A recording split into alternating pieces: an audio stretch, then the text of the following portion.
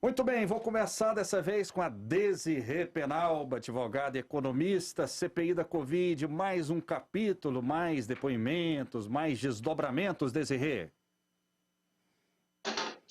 Bom, a gente continua na expectativa, né, de saber exatamente o que tem acontecido, sobretudo no repasse de recursos do governo federal. O que a gente tem percebido é uma tentativa mais política, né? E, nesse caso, o atual convidado, ele, no cenário, aí, nesse teatro, ele tem, obviamente, porque está lá em São Paulo, no Instituto Butantan, é, é um aliado do governador João Dória. Então a gente percebe que hoje o dia vai estar agradável para aqueles que querem ouvir pessoas falando mal do presidente, né? Então é um dia para a gente esperar realmente muitas críticas.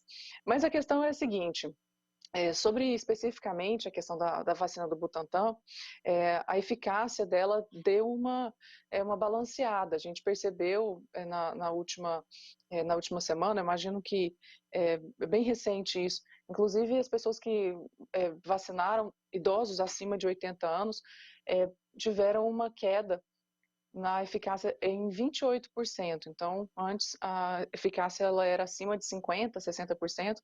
Estava aqui procurando exatamente o valor, e aí foi reduzida para 28%, sendo possível uma terceira dose, ou então que os idosos tomassem uma outra vacina de outra marca. Então, essa é a nossa expectativa, né? Que tudo isso possa ser esclarecido, mas, mais uma vez, na expectativa de que a gente consiga ter maior seriedade com o recurso público, maior seriedade na visão administrativa com relação à pandemia, porque a gente percebe que tudo que está sendo feito está em conformidade com as normas, com as boas intenções, com as boas práticas, e procurar alguém para querer criticar e condenar nesse momento de tanta dificuldade, eu acho que é um problema, até mesmo com relação à vacina da Butantan. Mesmo que tenha uma eficácia reduzida, é uma boa eficácia, e a gente tem que Ok. ter uma boa expectativa de que é melhor ter vacina do que não ter. Martina Cavalcante, mais um capítulo da novela CPI da Covid. Martiniano, 2 minutos. Olha só, eu vou tentar ser breve nessa questão para poder fazer um comentário rápido que eu queria ter feito no bloco passado.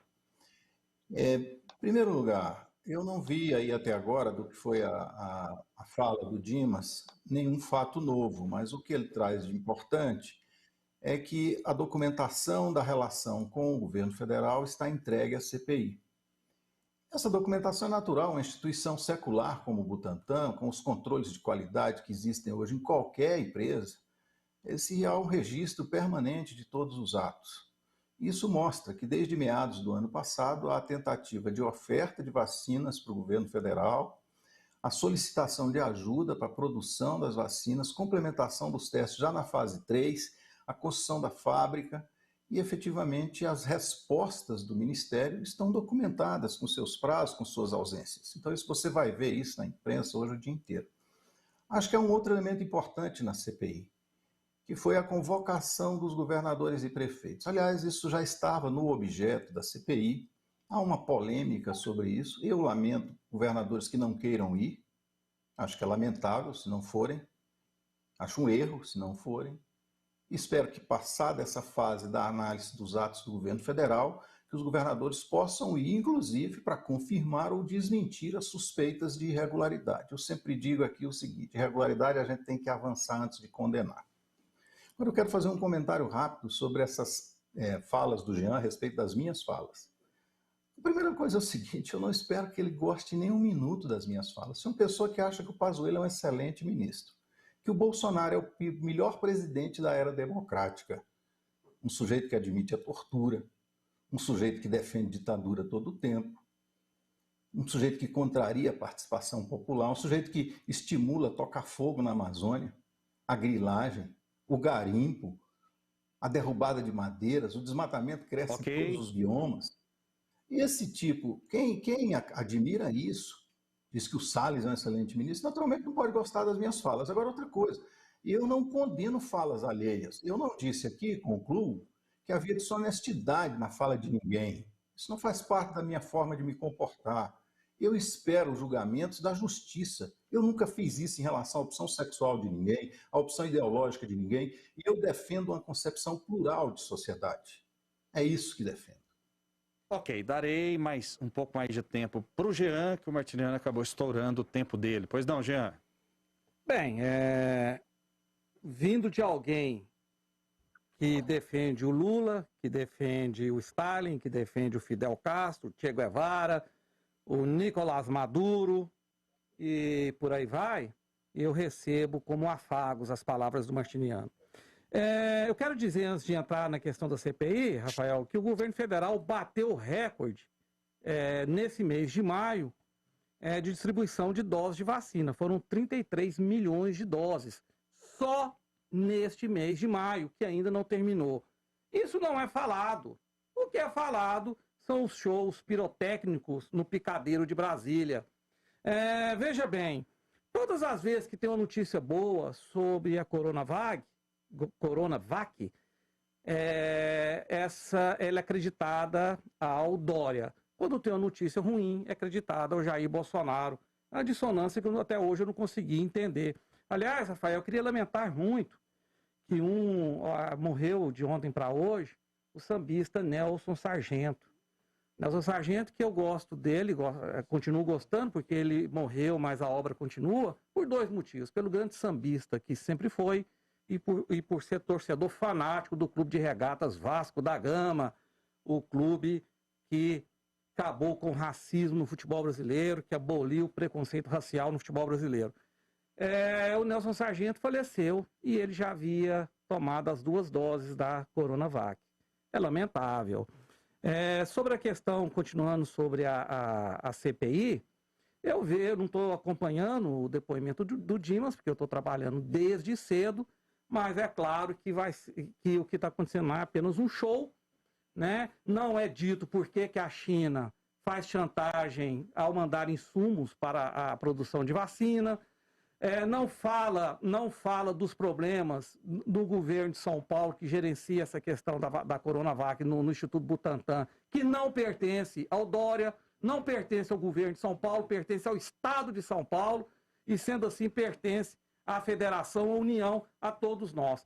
É apenas um show pirotécnico, eu não tenho muito a falar sobre essa questão da CPI+, a não ser que eu fiquei meio surpreso que o filho do Renan Calheiros, governador de Alagoas, sobre o qual caem várias denúncias de desvio de dinheiro, não foi convocado para a CPI, Rafael. Estranho, né? Você ficou surpreso com isso, Rafael Vasconcelos? Não fiquei surpreso, já esperava, mas enfim, esse é um assunto para os maiores analistas de Goiás. Vamos registrar a participação, 32017720, participação muito importante aqui do Giovanni, que acompanha todos os dias, e diz o seguinte: boa tarde, meu ídolo Jean Lopes. Ele diz que acompanhou o programa do Paulo Berengues, Boa Noite Goiás, em que você participou e te parabenizou, Jean. Muito obrigado. Qual que é o nome dele, Rafael? Giovanni. Ô, Giovanni. Nunca se esqueça do Giovanni, sempre manda mensagem Vamos aqui. fazer uma dupla, Jean e Giovanni. Grande abraço para você, pelo carinho. Continue nos assistindo. Para mim é muito importante sua audiência, Giovanni. Olha só, e o entreguismo que Bolsonaro faz em frente aos Estados Unidos com Trump? Ele não fala. O Jair só tomou providências mais sérias e rápidas com a vacina devido à pressão política e opinião pública. Tardiamente, opinião aqui do nosso ouvinte, telespectador, Marcelo. Obrigado pela audiência, Marcelo. Rafael, em relação a isso, eu penso que 200 outros países, eu estou arredondando a quantidade de países no mundo, e como o Brasil é o 4º que mais vacinou, está caminhando ali para próximo ao 3º, eu penso que os outros 197 países do planeta Terra também se atrasaram, né? É estranho isso. Muito bem, o William diz o seguinte: olha, tem que dar mais tempo para Desirê. Ela, com toda a educação, não atrapalha ninguém, mas fica prejudicada em suas falas. Desirê... Antes dela, se dependesse de mim, da minha vontade, se eu tivesse alguma autoridade nesse jornal, apenas ela falava do primeiro minuto ao último do jornal. Martiniano. Esse povo tá exagerado hoje. O pessoal tá te elogiando aí, Desirê, falando que você é muito educada. Obrigada, mas eu faço questão de ser, porque quando a gente trata bem as pessoas também nos tratam bem. É recíproco. Muito Funciona. bem. Vamos fazendo bate-bola. Vou colocar o Martiniano também aqui no debate. E lembrando que é um bate-bola, então, quando eu leio a mensagem, por favor, sejam breves. Jean, Desirê e Martiniano Cavalcante. Jean, você é uma pessoa muito sensata. O Martiniano tem inveja do Bolsonaro por estar trabalhando e acabou com a corrupção. O Aurélio de Aparecida de Goiânia. Você tem inveja do Bolsonaro, Martiniano? Uma provocação aqui para você. Olha só, Rafael, veja bem, Rafael, eu fiz oposição a todos os governos que nós tivemos. Naturalmente, faria uma oposição mais forte a um governo com orientação fascista e sem nenhum compromisso social como é esse. Todos os indicadores do Brasil. Você não compra feijão, não compra arroz, não, amigo? Você não bota gasolina no seu tanque? Você não acompanha a situação da remuneração dos trabalhadores, da perda de direitos sociais? Não vou continuar falando nisso, né? Você acha que está bem as políticas para a educação, para a saúde? Acha? Bom, eu não acho. Não achando, faço oposição. Agora, eu não faço oposição baseada nesse tipo de concepção que o Jean vem aqui dizer. Quem apoia o Maduro? Eu nunca apoiei o Maduro. Agora, eu não sou cego, por favor, só um segundo. Eu não sou cego. É o bate-bola que eu falei, Martiniano. Fechar os olhos para o bloqueio. Aqui estão alguns resultados da... O bloqueio norte-americano a Cuba, o sequestro, inclusive, de ativos. A Cuba não, a Venezuela, o sequestro, inclusive, de ativos. Ok, Martiniano. Eu não posso fazer esse tipo de análise parcial, Aqui entendeu? Beleza, vamos batendo, Rafael, vamos batendo a bola mais uma vez, o Martiniano insinua que eu defendo o fascismo. Mais uma vez, ele usa esse tipo de fala. Ele não é capaz de argumentar, ele não é capaz de contrapor as minhas falas apenas com raciocínios lógicos e honestos. Ele agride, ele acusa. Martiniano, só uma coisa. As nações mais fascistas, que tiveram governos mais fascistas na história da humanidade, são comunistas. E você assumiu ser comunista nesse programa. Então, de forma direta ou indireta, como queira, quem defende o fascismo é você, não eu. Eu defendo a liberdade total, liberdade de expressão, liberdade de ir e vir, né? Que os direitos mais básicos do cidadão sejam respeitados. Quem se diz comunista, e a gente sabe que os países comunistas, em sua maioria, para não dizer todos, agiram com fascismo, de forma totalitária, massacrando seus povos, são os países com governos comunistas, Martinão. Para de me acusar daquilo que eu não sou. Você não vai conseguir me colocar essa mecha de fascista. Não vai conseguir. Você fez 4 falas sobre esse mesmo tom. Veja, aqui há uma questão. Você é o que é, amigo, que suas posições políticas refletem. Não é o que você quer ser. O movimento comunista tem variadas correntes no mundo. Quem tem o mínimo de informação deveria saber disso. Agora, quem diz que o Biden é a extrema esquerda mundial não age com nenhum rigor científico e factual em suas falas. Age movido por um desejo de caluniar tudo que é comunismo. O sujeito dizer, por exemplo, qualquer pessoa que o bloqueio econômico de um país não tem influência, que a Guerra Fria não teve influência nisso, é uma coisa. Eu não. Eu nasci lutando contra a ditadura e contra essas experiências do chamado socialismo real totalitário e fiz oposição a elas a vida inteira. Não é por isso, e defendo uma concepção que supere essa sociedade tão desigual. Agora, não é por isso, meu amigo, que eu vou fazer um jogo aqui de desqualificação de todos que são democratas. Quem defende a ditadura, aliás, nem o Geisel, nem o Médici defendiam as atrocidades que o Bolsonaro defende. Quem defende que um ministro ande armado dentro do ministério? Quem defende a violência? Olha no Brasil, que cresceu de feminicídio, que cresceu de crime de racismo, que cresceu de crime contra homossexuais. Nós temos um ministro que vai armado com o ministério. Você está enganado, você está passando informações erradas. Né? Todos esses crimes aí diminuíram. Todos esses crimes diminuíram. Você tem que analisar o governo pelas ações dele. E o Brasil jamais viveu tanta liberdade como vive agora. Tanto é que a grande mídia nacional, na maioria absoluta, detona o governo federal 24 horas por dia e não há uma só repressão ao jornalismo. Sobre números. Entendeu? Então você está passando uma desinformação. Você está passando uma desinformação. Só um minutinho. As falas alheias. Martiniano. Porque as suas falas não terminam. As suas falas não terminam.